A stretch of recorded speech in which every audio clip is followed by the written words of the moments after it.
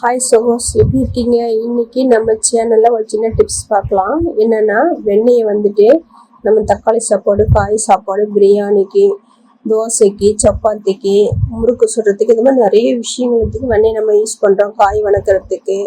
அப்போ வந்துட்டு நம்ம அதிகமாக போடாமல் லிமிட்டாக போடணும். அதுக்கு ஒரு சின்ன ஒரு டிப்ஸு என்னென்னா, நம்ம வெண்ணெயை வந்துட்டு ஒரு ஐஸ் நம்ம ஊற்றி வைக்கிறோம் இல்லைங்களா, அந்த ஐஸ் க்யூப் ட்ரேயில் வந்துட்டு நம்ம வெண்ணெய் ஸ்பூனில் போட்டு நல்லா எல்லா புளிகள்லையும் வந்துட்டு அந்த வெண்ணெயை தடவி நம்ம ஒரு நல்லா ஷேப்பாக தடவி விட்டுடலாம்.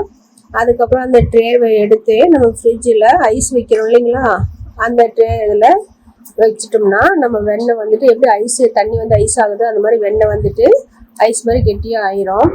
அப்போ நம்ம வந்துட்டு மற்ற எதுக்கு யூஸ் பண்ணுறதா இருந்தாலும் சரி, சாப்பாடுகளும் சரி, சப்பாத்திக்குனாலும் சரி, தோசைக்கு இருந்தாலும் சரி, ஒவ்வொரு பீஸ் எடுத்து நம்ம பயன்படுத்தலாம். அளவாகவும் இருக்கும், நமக்கு லிமிட்டும் தெரியும்.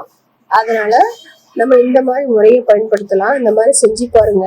உங்களுக்கு பிடிச்சிருந்தா லைக் பண்ணுங்க, கமெண்ட் பண்ணுங்க, சப்ஸ்கிரைப் பண்ணுங்க.